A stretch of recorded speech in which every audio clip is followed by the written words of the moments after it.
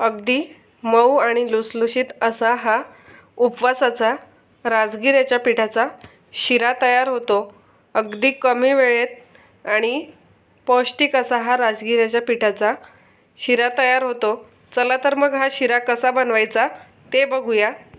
Welcome to my channel Kirti smart kitchen. आज आपण उपवासाचा शिरा कसा बनवायचा ते बघणार आहोत.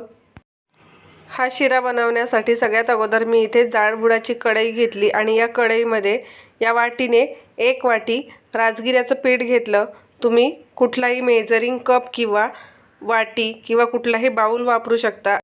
या राजगिऱ्याच्या पिठाला मंद आचेवर साधारणतः 3 ते 4 मिनटं परतून घ्यायचं आणि सारखं परतत राहायचं, म्हणजे हे जे राजगिऱ्याचं पीठ आहे ते खाली लागून करपणार नाही.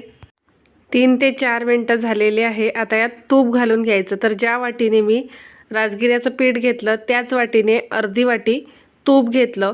तुपाचे प्रमाण तुम्ही कमीसुद्धा घेऊ शकता.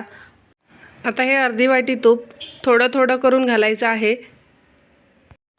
इथे मी पाव वाटी एकदा घातला आणि परत पाव वाटी तूप घालून घेतलं आणि तूप घातल्यानंतर या राजगिऱ्याच्या पिठाला फक्त 1 ते 2 मिनटंच मंद आचेवर परतून घ्यायचं.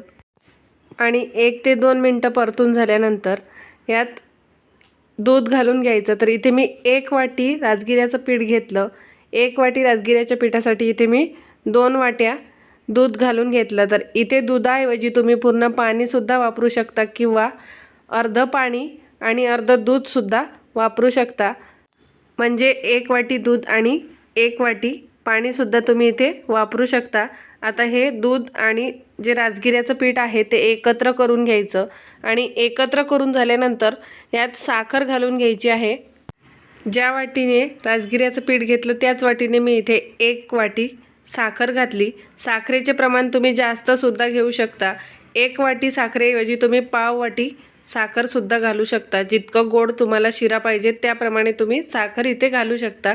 साखर घातल्यानंतर परत एकदा व्यवस्थित एकत्र करून घ्यायचं. साखर घातल्यानंतर हा शिरा पातळसर होतो. साखर एकत्र करून झाल्यानंतर यात ड्रायफ्रूट्सचे काप घालायचे आहे. तर इथे मी काजू, बदाम, पिस्ता आणि किसमिस घेतलेले आहे. ड्रायफ्रूट्स नसेल घालायचे तर तुम्ही नाही घातले तरी चालेल. ड्रायफ्रूट्स टोटली ऑप्शनल आहे. आता हे ड्रायफ्रूट्ससुद्धा यात एकत्र करून घ्यायचे. ड्रायफ्रूट्स एकत्र करून झाल्यानंतर या शिऱ्याला झाकण ठेवून 1 ते 2 मिनटं मंद आचेवर परत कुक करून घ्यायचं. आता इथे 1 ते 2 मिनटं झालेले आहे आणि छान असा हा शिराही तयार झालेला आहे.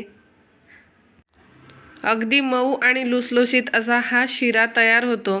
उपवासाला खायला अगदी पौष्टिक असा हा राजगिऱ्याच्या पिठाचा शिरा तयार होतो. आता या शिऱ्याला सर्व करून घेऊया. दिसायला अगदी सुंदर आणि खायला चविष्ट असा हा शिरा तयार होतो. उपवासाला त्याच प्रकारचे पदार्थ खाऊन कंटाळला असाल तर अशा प्रकारे राजगिऱ्याच्या पिठाचा पौष्टिक असा उपवासाचा शिरा बनवून बघा. चॅनलवर नवीन असेल तर चॅनलला सबस्क्राईब करा. तसेच बेल आयकॉनही प्रेस करा, म्हणजेच नवीन रेसिपी आल्या सगळ्यात अगोदर नोटिफिकेशन तुम्हाला येईल. लाईक, शेअर आणि कमेंट करायला विसरू नका. पुन्हा एकदा भेटूया अशाच नवीन रेसिपीसोबत. तोपर्यंत धन्यवाद.